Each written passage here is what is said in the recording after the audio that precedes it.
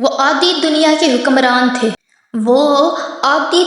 حکمران تھے لیکن درخت کے سائے نیچے وہ اینٹ رکھ کے سو جایا کرتے تھے۔ بسم اللہ الرحمن الرحیم۔ السلام علیکم ورحمۃ اللہ وبرکاتہ۔ آج ہم خلافت راشدہ کے دوسرے خلیفہ دماد علی المرتضیٰ رسول اللہ صلی اللہ علیہ وآلہ وسلم کے سسر اور رسالت کے انتہائی قریب رفیق کے بارے میں بات کریں گے۔ اس سے پہلے اگر آپ نے ہمارے یوٹیوب چینل کو ابھی تک سبسکرائب نہیں کیا تو سبسکرائب کر لیں، بیل آئیکن کو پریس کر لیں تاکہ آنے والی تمام ویڈیو آپ تک پہنچ جائیں۔ تو بات کر رہے تھے آج ہم حضرت عمر بن خطاب، وہ خلیفہ ہیں جنہوں نے اپنی مرضی سے نہ بولنے والے پیغمبر خدا نے غلاف کعبہ پکڑ کر دعا مانگی تھی، اے اللہ مجھے عمر بن خطاب عطا فرما دے یا عمر بن ہشام۔ دعائے رسول کے بعد عمر بن خطاب تلوار گردن میں لٹکائے ہوئے، ہاتھ باندھے ہوئے سیدھا دروازہ رسول پر پہنچے۔ صحابہ کرام نے جب یہ آنے کی کیفیت دیکھی تو بارگاہ رسالت میں دستہ بدستہ عرض کیا، یا رسول اللہ عمر اس حالت میں آ رہے ہیں۔ تو آپ نے فرمایا انہیں آنے دو، نیت اچھی ہوئی تو ٹھیک ورنہ اسی تلوار سے اس کا سایہ قلم کر دیا جائے گا۔ جب بارگاہ رسالت میں عمر بن خطاب حاضر ہوئے، دستہ رسول پر بیٹھ کر کے کلمہ طیبہ پڑھا تو ہر جگہ سے یہ صدا بلند ہوئی، نعرہ تکبیر کی۔ یہ اسلام کے دوسرے خلیفہ تھے۔ انہوں نے ابتدائی میں اسلامی معاشرے میں نمایاں کردار ادا کیا ہے۔ وہ اپنی دانش مندی، انصاف پسند اور مضبوط قیادت کے لیے بھی مشہور تھے۔ حضرت عمر بن خطاب نے 22 مربع میل پر حکومت کی، اسی لیے تو کسی نے کیا خوب لکھا ہے، وہ عادی دنیا کے حکمران تھے لیکن درخت کے سائے میں اینٹ رکھ کے سو جایا کرتے تھے۔ جس کے روب اور دبدبے سے دشمن اسلام اس قدر ڈرتے تھے بے شک، اور کہتے تھے کہ بے شک یہ مرد کلندر کھلے آسمان تلے تن تنہا تلوار اور کوڑے لٹکا کر آرام کر رہا ہوتا ہے، مگر کسی کی یہ جرت نہیں ہوتی کہ عمر بن خطاب کا کوڑا یا تلوار اٹھائے۔ حضرت عمر فاروق دوسرے خلیفہ راشدہ ہیں۔ نبی کریم صلی اللہ علیہ وآلہ وسلم اور حضرت ابوبکر صدیق کے بعد آپ کا مرتبہ سب سے بلند ہے۔ آپ کے بارے میں رسول اللہ صلی اللہ علیہ وآلہ وسلم نے ارشاد فرمایا، اگر میرے بعد کوئی نبی ہوتا تو وہ عمر ہوتا۔ دوسری کتاب میں موجود ہے کہ عمر کی زبان پر خدا نے حق جاری کر دیا ہے۔ بخاری اور مسلم میں یہ حدیث موجود ہے، جس راستے سے عمر گزرتا تھا شیطان وہ راستہ چھوڑ دیتا تھا۔ مشکوٰۃ شریف میں یہ حدیث موجود ہے کہ میرے بعد ابو بکر اور عمر کی اقتدا کرنا۔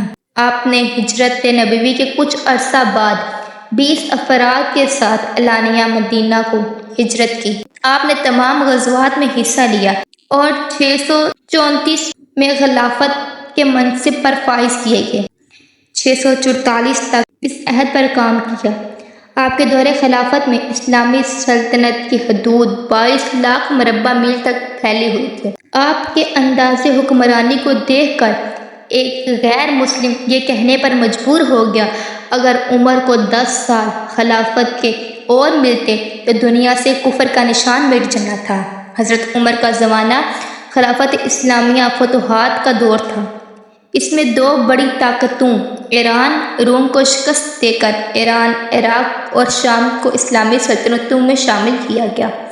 بیت المقدس کی فتح کے بعد حضرت عمر خود وہاں تشریف لے گئے۔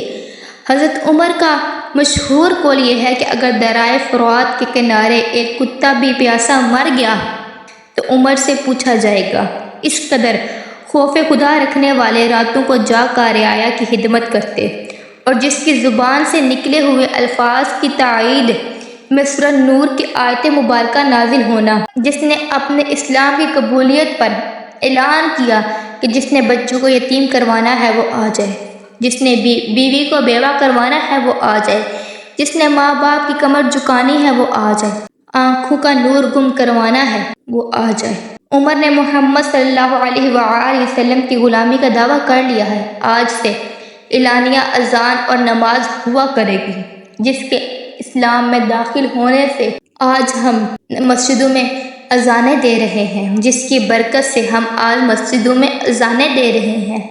حضرت عمر فاروق سب سے پہلے امیر المؤمنین کہہ کر پکارے گئے ہیں۔ حضرت عمر نے تقریباً 10 سال تک خلیفہ کی حیثیت سے حکومت کی، جس کے دوران اسلام میں نمایاں طور پر توسیع ہوئی، فارس اور مصر تک پہنچ گئی۔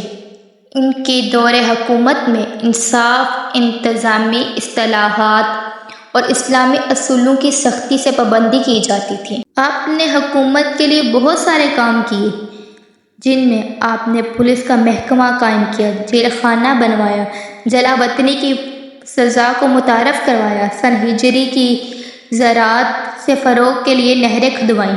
23 ذی الحجہ 23 ہجری کو حضرت عمر مدینہ کی مسجد حرام میں عظیم الشان مسجد میں فجر کی نماز پڑھا رہے تھے۔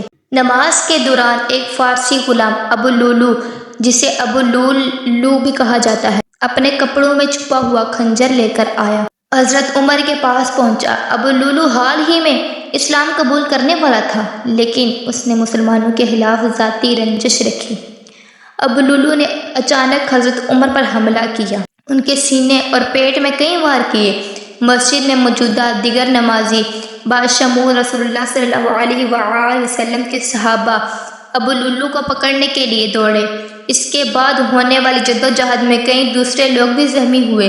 جب انہوں نے اس پر قابو پانے کی کوشش کی، اس حملے میں حضرت عمر شدید زخمی ہوئے۔ زخم اس قدر شدید تھا کہ اسے فوری طور پر قریبی گھر میں لے جایا گیا۔ وہاں موجود معالجین، ڈاکٹر، طبی کو بلایا گیا۔ طبی کوششوں کے باوجود زخم کی شدت کے باعث ان کی حالت تیزی سے بگڑتی گئی۔ اپنی موت کا احساس کرتے ہوئے حضرت عمر نے اپنے جانشین کے انتخاب کے لیے 6 ممتاز صحابہ، جن میں حضرت علی بن ابی طالب بھی تھے، مشتمل ایک کونسل مقرر کی۔ اس کونسل نے مشورات اور غور و فکر کرنے کے بعد حضرت عثمان بن عفان کو اگلا خلیفہ مقرر کیا۔ حضرت عمر بن خطاب کا انتقال 3 دن بعد یکم محرم 24 ہجری کو ہوا۔ ان کی موت مسلم کمیونٹی کے لیے ایک اہم نقصان تھا، کیونکہ وہ اپنی قیادت، دانشمندی اور انصاف کے لیے لگن کے لیے جانے جاتے تھے۔ حضرت عمر کا دور خلافت اسلامی تاریخ میں لازوال میراث چھوڑ گیا ہے۔ ان کی انتظامیہ اصطلاحات، سماجی انصاف کے اقدامات اور اسلامی عقلوں کی توسیع نے مسلم سلطنت کی مضبوط بنیاد رکھی ہے۔ یہ تھی آج کی ہماری ویڈیو۔ اگر اچھی لگی ہو تو شیئر کرے گا، بیل آئیکن کو پریس کریے گا تاکہ آنے والی تمام ویڈیو آپ تک پہنچ جائیں۔ والسلام۔